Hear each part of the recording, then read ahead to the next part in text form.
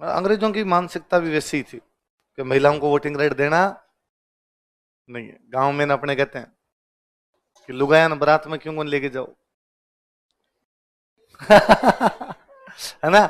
गांव वाले अभी तक डॉक्टर ने ऐसी बातें करते हैं कि महिलाओं में दिमाग होता तो इनको बारात में ले जाते। कहां ले जाते?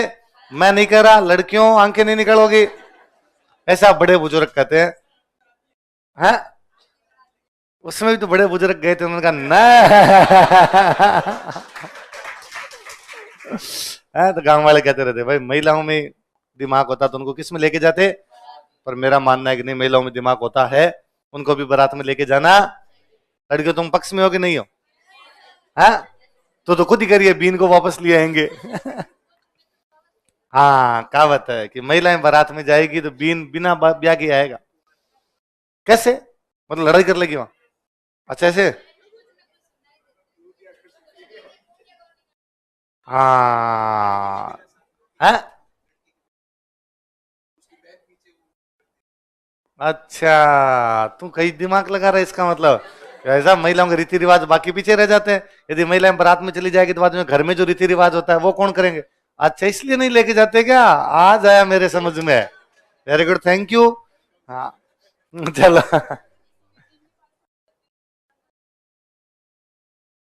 जिनके पास, हाँ, महिलाओं के पास होती है संपत्ति। घर में पापा के पास है कि मम्मी के पास है? मम्मी के पास है। ए वाह,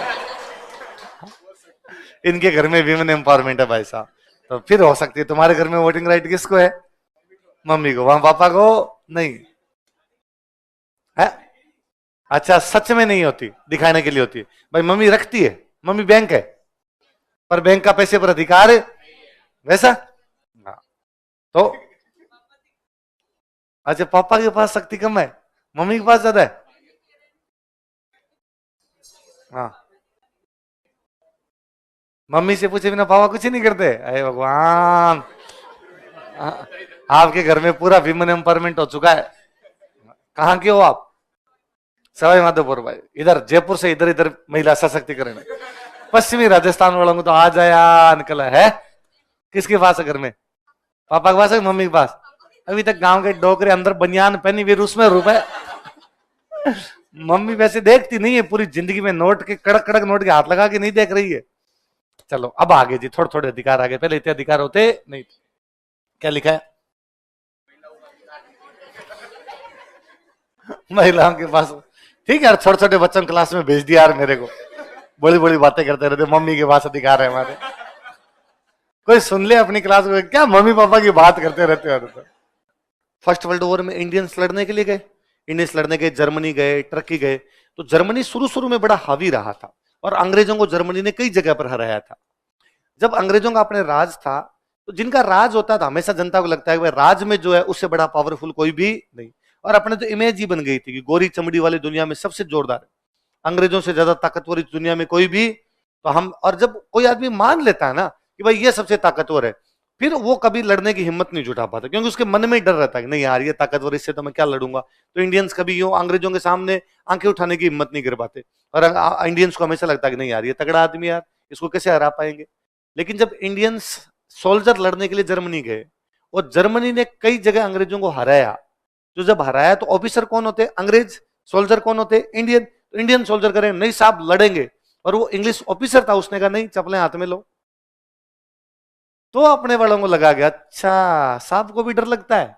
तो बाद में वापस आके उन्होंने बताया कि ये जो साहब यहाँ अकड़ में चलते हैं ना, वैसा वहां ना पेंट गिल्ली हुई थी इनकी और घोड़ों की आवाज सुनी थी। तो इससे क्या होता है, जनता का कॉन्फिडेंस बढ़ता है। और वो जो भावना होती है ना कि अंग्रेज किसी से हार नहीं सकते, इनविंसिबल, अनबीटेबल, कोई भी इनको बीट कर नहीं सकता, वो भावना पूरी तरीके से चूर चूर हो गई थी। और जब ये आता है ना, तो एक तो होता है कि ये किसी से हार ही नहीं सकते, एक ही आता है कि नहीं इनको हराया जा सकता है। कॉन्फिडेंस बहुत बड़ी चीज होती है, बंदा बाद में पार कर लेता है चीजों को। तो पहले उनके बारे में इंडियन से सोचते थे कि ये किसी से भी हारेंगे नहीं, लेकिन अब जब उन्होंने देखा अगर हमारे सामने तो 5-7 जगह हारे थे और ये तो डरपोक निकले रहे, हम तो फिर भी लड़ना चाहते थे लेकिन ये तो लड़ना भी चाहते, तो उनको लगा कि यार इसका मतलब इनको भी हराया जा सकता है। जब जर्मन से हरा सकते हैं इनको, तो अपने भी इनको हरा सकते हैं।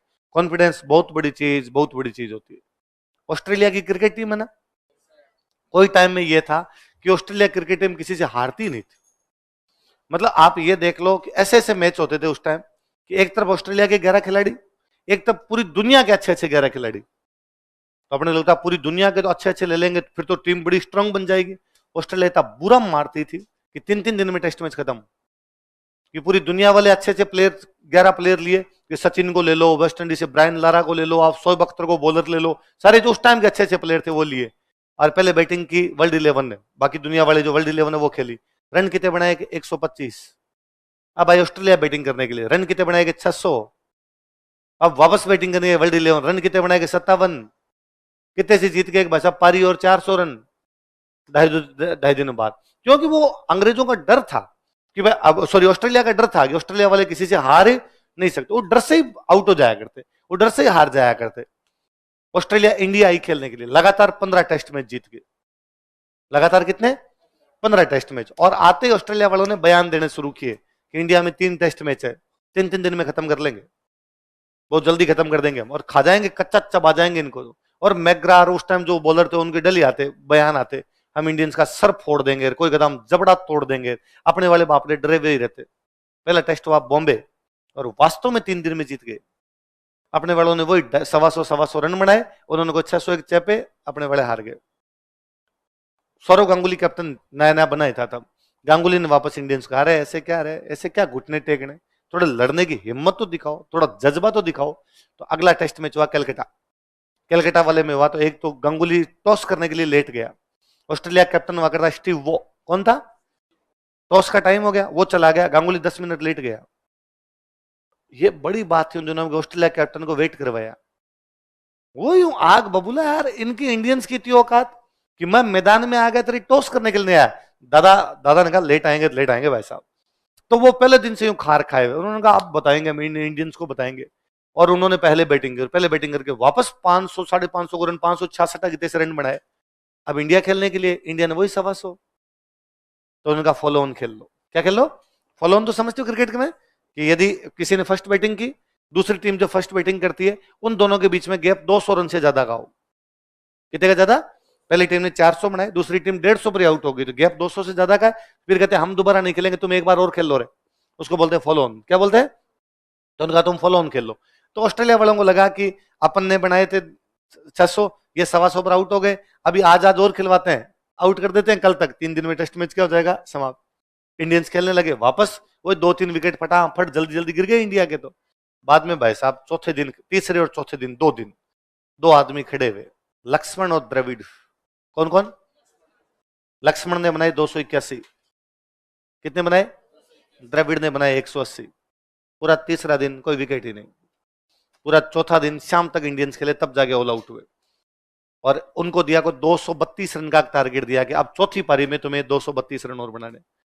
5वां दिन इंडिया का विकेट टर्न होना शुरू हो जाता है, मिट्टी उछलने लग जाती है, हरभजन खा गया उनको 190 पे, इंडिया जीत गई। लगातार 16 टेस्ट में जीती हुई टीम को इंडिया ने कलकत्ता के अंदर हरा दिया। कॉन्फिडेंस आया, चेन्नई के अंदर ऑस्ट्रेलिया को फिर हरा गए।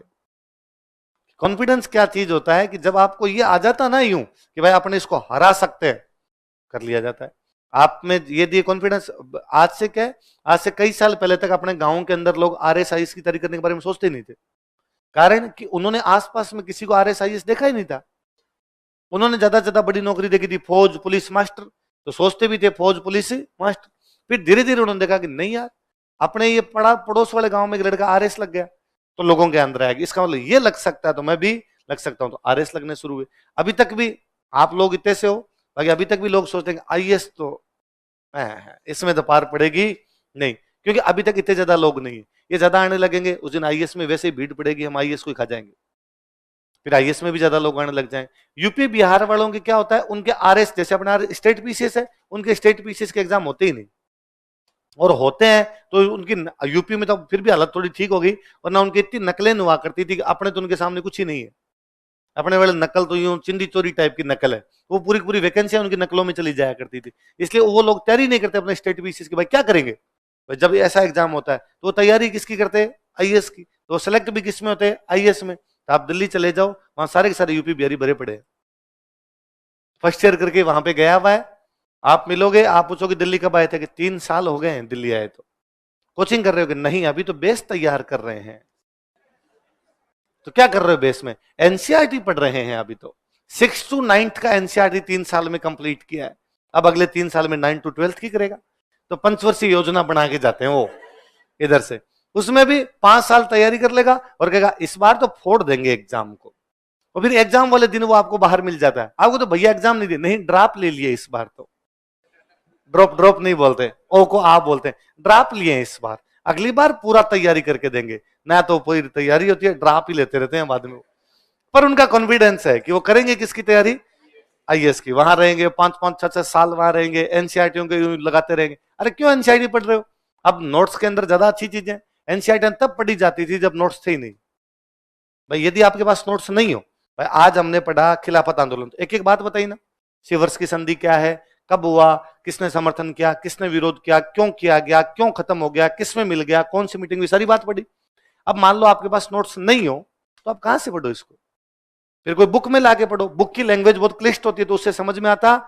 तो पहले कहा करते थे कि एनसीईआरटी पढ़ ले, 6 की एनसीईआरटी पढ़ ले, 7th की, 8th की, 9th के एनसीईआरटी पढ़ ले, थोड़ी बातें उनके अंदर होगी, तेरा एक बेस क्लियर हो जाएगा। अब ये बेस नोट्स में ही होता है, पर उनके वो उस प्रकार की चीजें हैं, पर उनका वो कॉन्फिडेंस होता है कि आईएएस उनके आसपास में लगते हैं, तो उधर आईएएस की तैयारी खूब सारी करते हैं। तो वो कि वो हमने जब अंग्रेजों को हारते हुए देखा, तो अंग्रेजों की जो इमेज हमारे दिमाग में बन गई थी, अंग्रेज किसी से हारते नहीं है, वो इमेज क्या हो गई? समाप्त।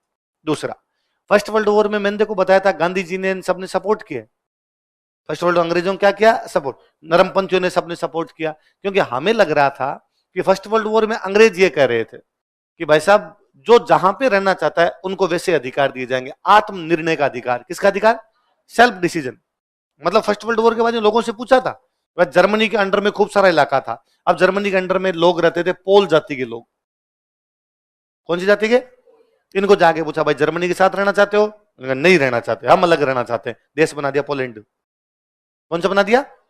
सर्ब जाति के लोग। तुम अंडर में रहना चाहते हो? नहीं रहना चाहते, देश बना दिया सर्बिया। कौन सा बना दिया? तो अपने इंडियंस और अंग्रेजों ने कहा था कि जैसे ही हम वर्ल्ड वॉर जीत जाएंगे, जर्मनी को हरा देंगे, लोगों को आजादी दिलवाएंगे। तो अपने वालों को लगा यदि हम अंग्रेजों को सपोर्ट करेंगे तो हमें भी क्या मिल जाएगी? अंग्रेजों ने वापस आकर है वो बात तुम्हारे लिए, तुम आउट ऑफ सिलेबस हो भाई साहब। तो अपने नरमपंथी जो थे उनको बड़ा झटका लगा, और उनको लगा हमने सपोर्ट इसलिए किया था कि अंग्रेज हमारे लोकतंत्र स्थापित करेंगे, डेमोक्रेसी लेके आएंगे, लेकिन उन्होंने, अंग्रेजों ने ऐसा भारत के अंदर कुछ भी किया